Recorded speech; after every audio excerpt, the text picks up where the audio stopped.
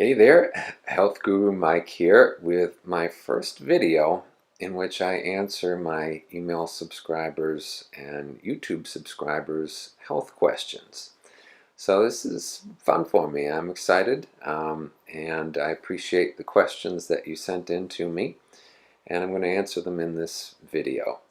Now, just to give you a little introduction, depending on what device you're using to watch this video on YouTube, you may or may not see a description box, an expandable description box underneath this video.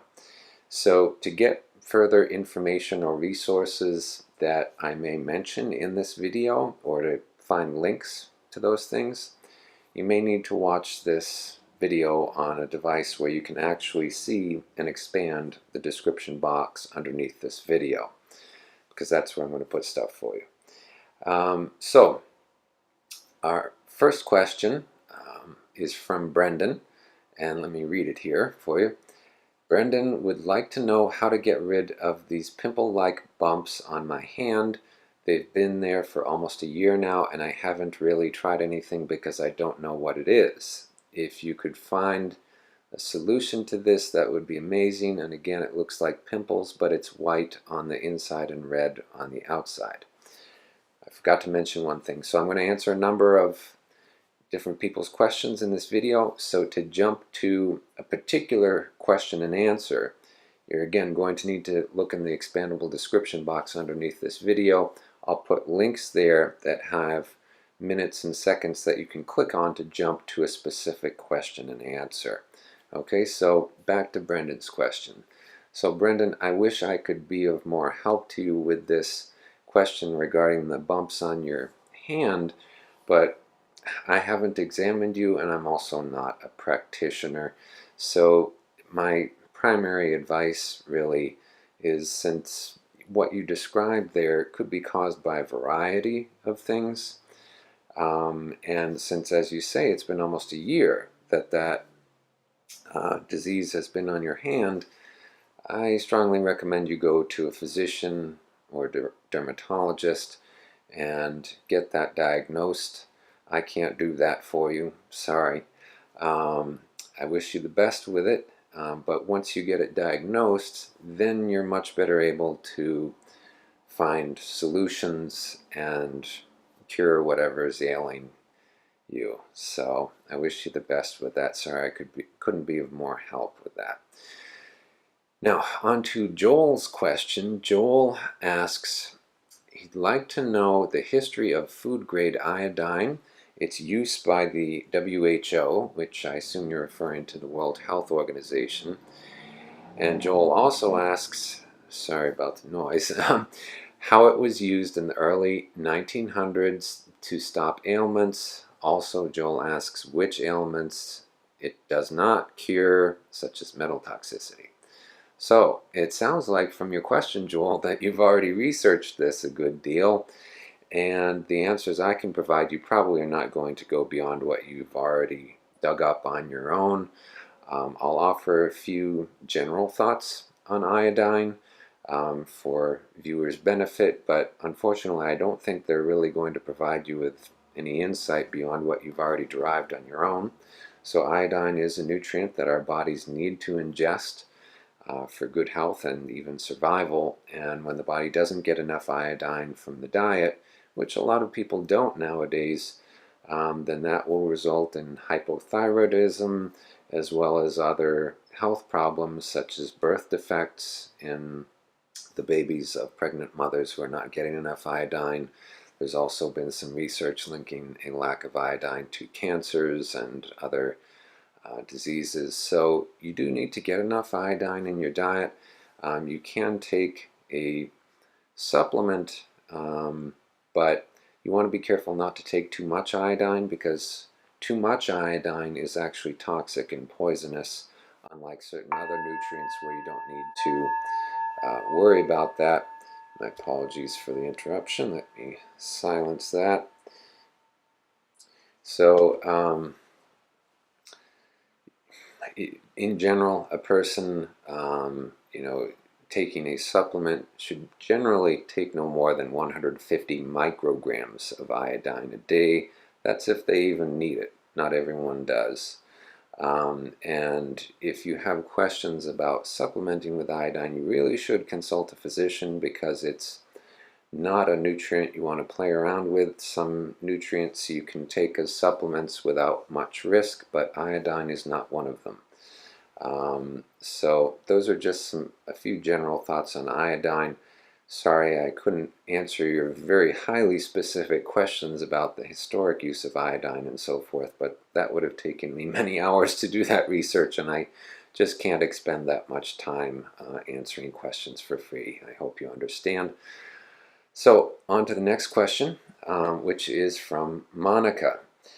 Monica asks, "Hi Mike, I'm impressed by your idea to answer viewers' health questions. I actually have a lot of questions about my future and my treatment.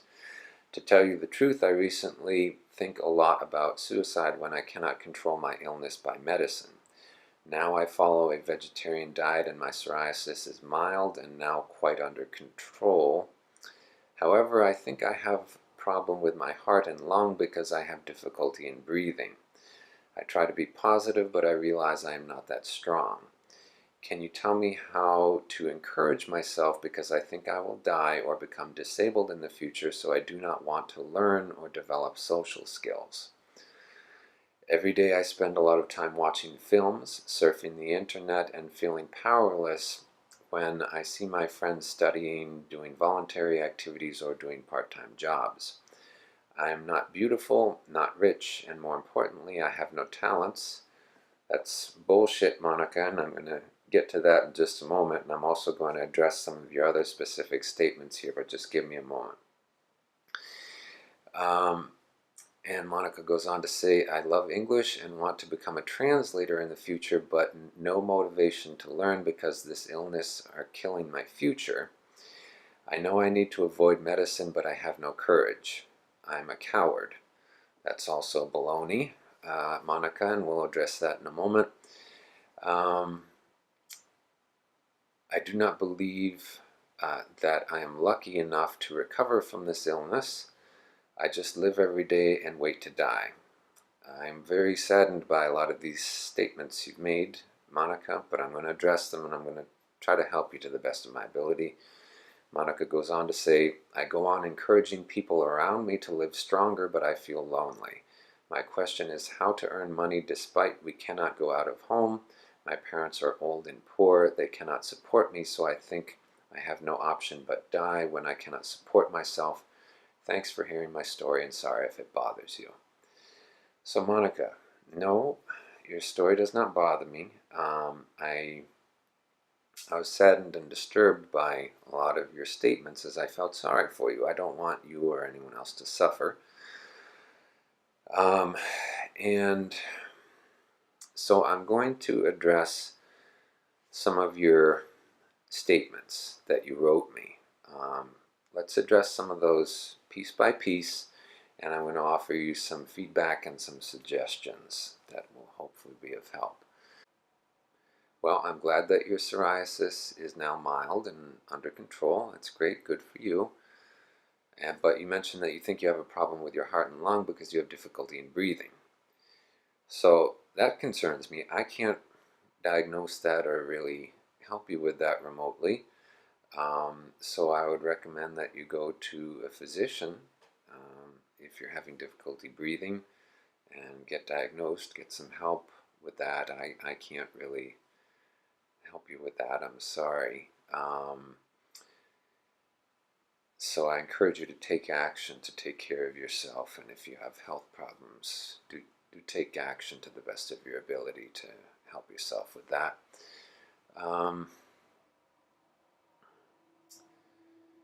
So you said, "I try to be positive, but I realize I am not that strong." Okay, so realize there is no such thing as try. Either you do or you do not. So you're either being positive or you're not. There's no trying to be positive.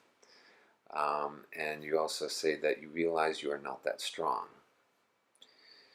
That's a self-definition, and that's an arbitrary self-definition. You are defining yourself as not that strong, but it's just a label, it's just a judgment, it's not actually true about you.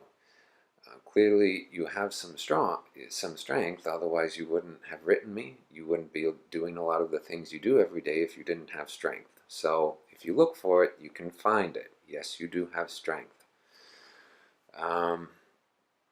You also tell me that.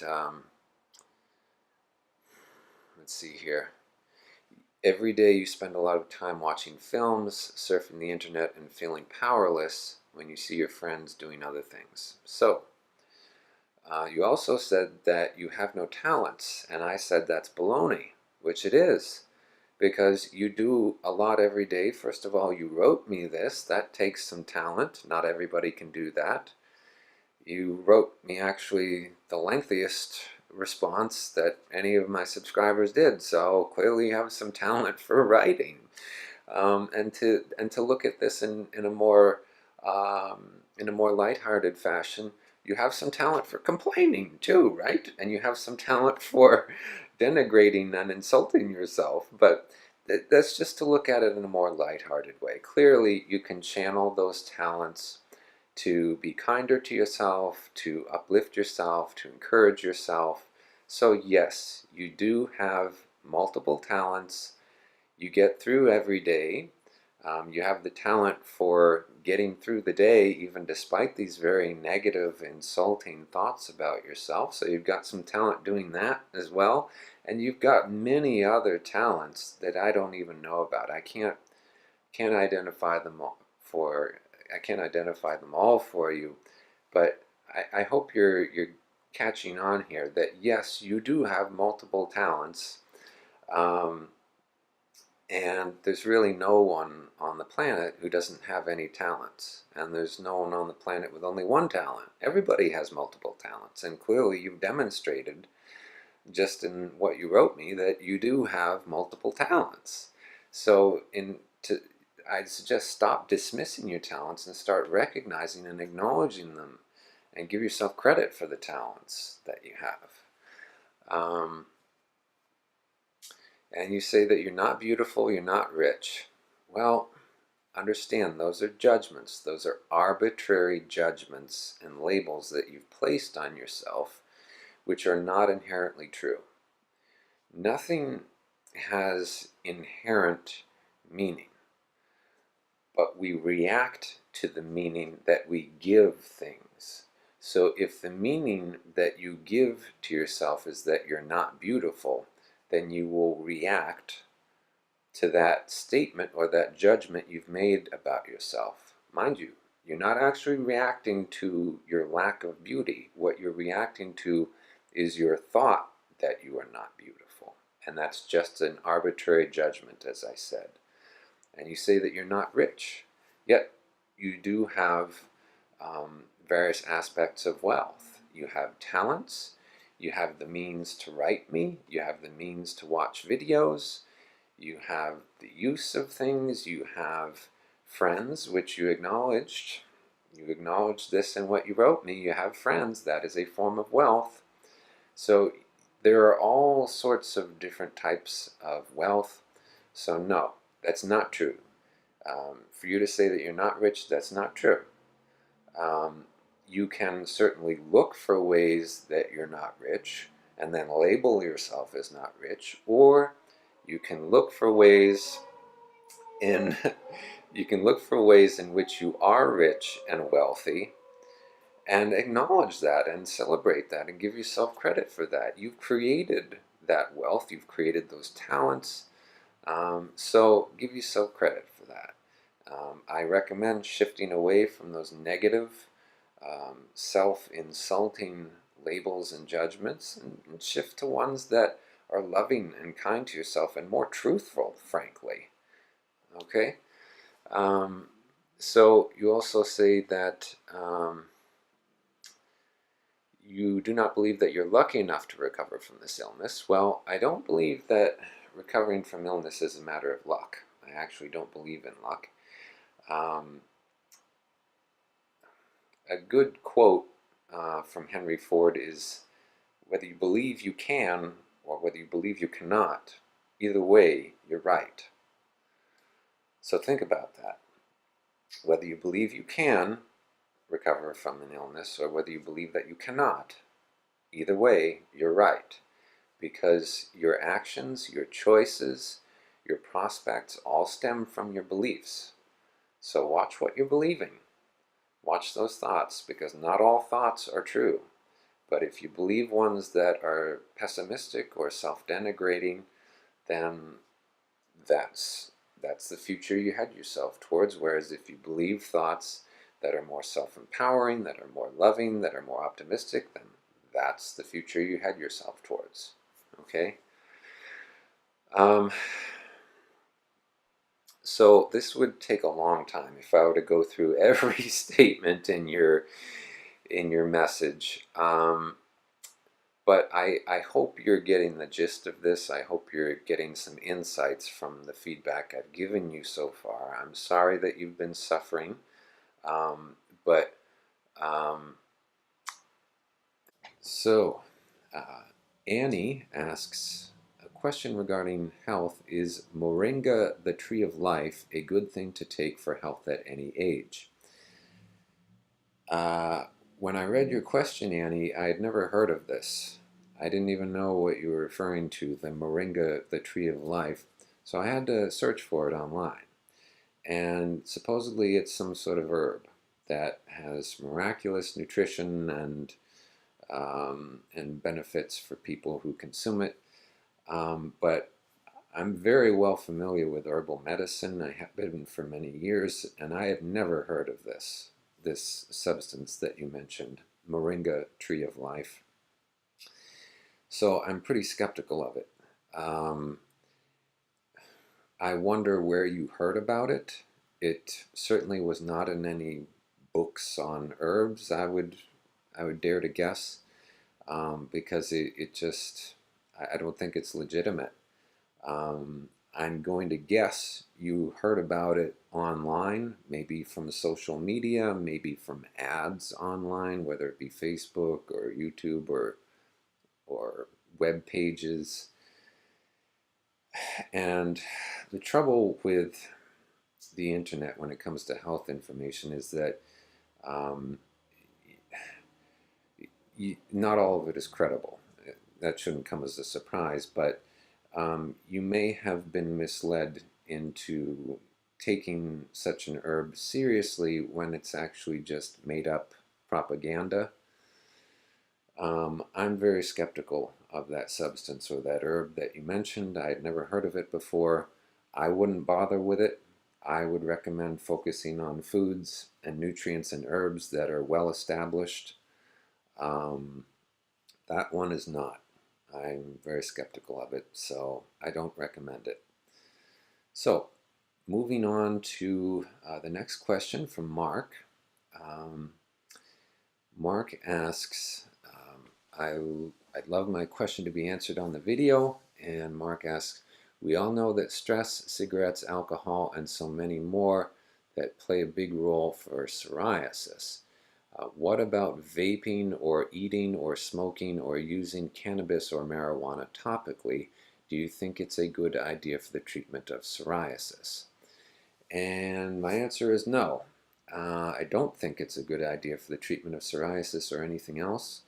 I realize that in this country of the United States in recent years there's been kind of a push from certain people to legalize marijuana for recreational or prescription medicinal use. However, understand that marijuana does have adverse effects. It lowers IQ, causes all sorts of other harm in the body and mind. So I don't recommend it for anything, not to mention that it's an intoxicant, and that's not really wise. But also, my philosophy is generally to aim for curing disease. And to do that, you have to identify and address and resolve the underlying causes of the disease or illness. And using marijuana in any of those ways you mentioned will not address or resolve the underlying causes of psoriasis.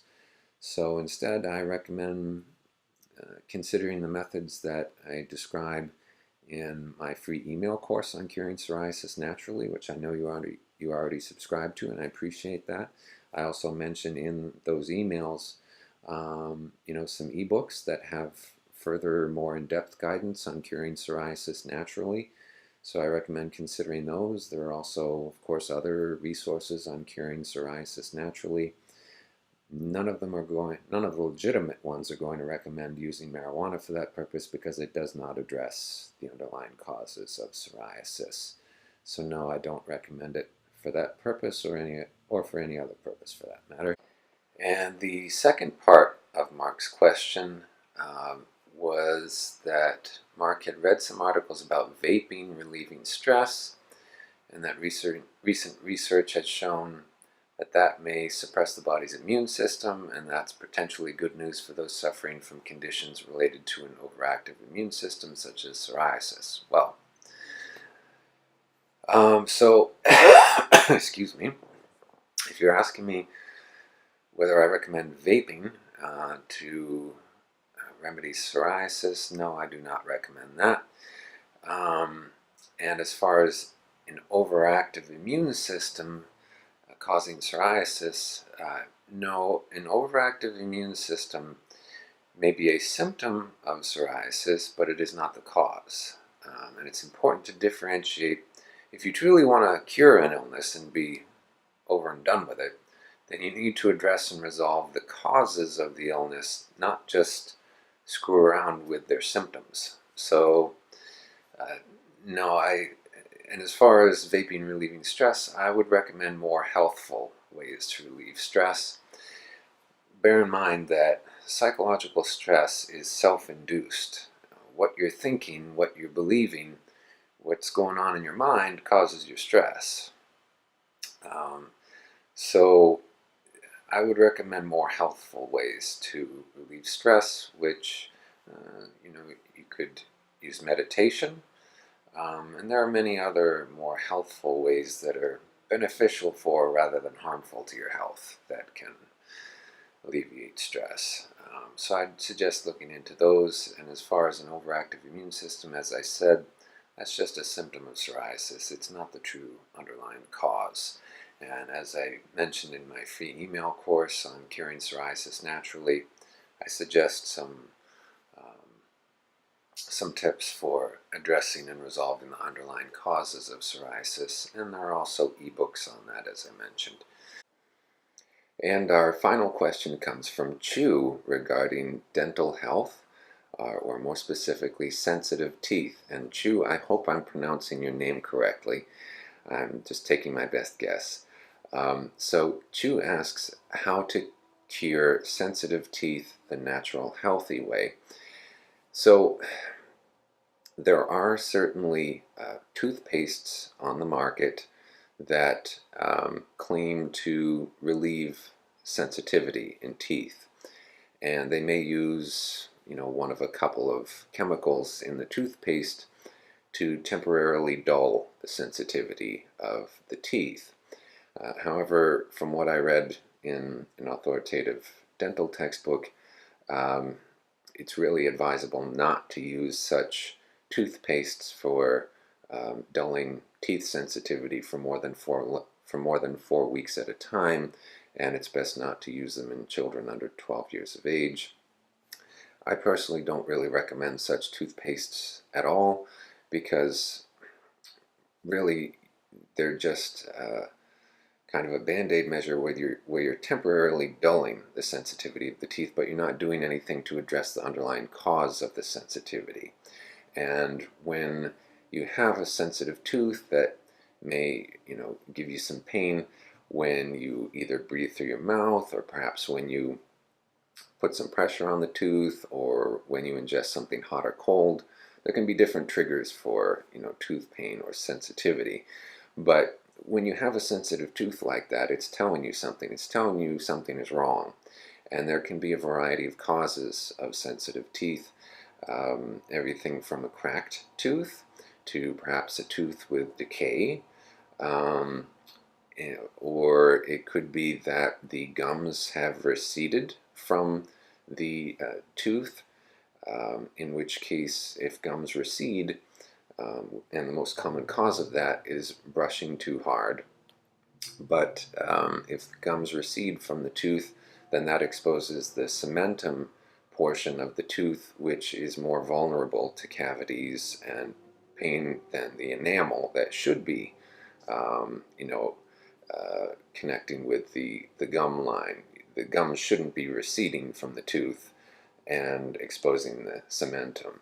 So if your gums have receded due to whatever cause, that can oftentimes be reversed if you give your teeth and gums the proper care, including brushing properly, and flossing and using other measures like good oral hygiene measures that I cover in my Total Dental Health ebook and supplementary series of videos that I released recently. So the ebook does cover, basic oral hygiene as well as nutritional measures that you can use to nourish your teeth and gums, and perhaps remedy any periodontal disease or infection that may be going on between the gum and the tooth, or even on the tooth, that may be contributing to the sensitivity.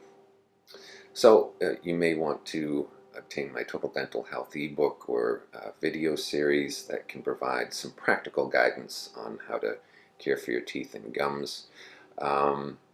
Also bear in mind that since teeth sensitivity can have a variety of causes, I would recommend going to a dentist you trust to diagnose what the actual cause of the tooth sensitivity is. It could be that the pulp of the tooth is inflamed or injured. For example, my partner quite a while ago had tooth sensitivity after she had fillings put on two adjacent teeth, and that tooth sensitivity went on for months after those fillings were put in place. And a dentist, she went back to get it checked out, and another dentist said, "Oh, well, you need a root canal treatment." And I don't recommend root canal treatments. I also didn't think that she actually needed one at the time. And my Total Dental Health video series that can be purchased in addition to my ebook goes into why I don't recommend root canals and the adverse effects and risks of root canal treatments. But at any rate, with that tooth sensitivity, after getting that recommendation from a dentist, and she came home to me and said, "Oh, he says I need a root canal treatment," and I said that doesn't really make sense, and I didn't think it was warranted. And we gave her a homeopathic medicine that I selected, and within a week of using that homeopathic medicine, a couple of times a day, her tooth sensitivity and pain went away for good.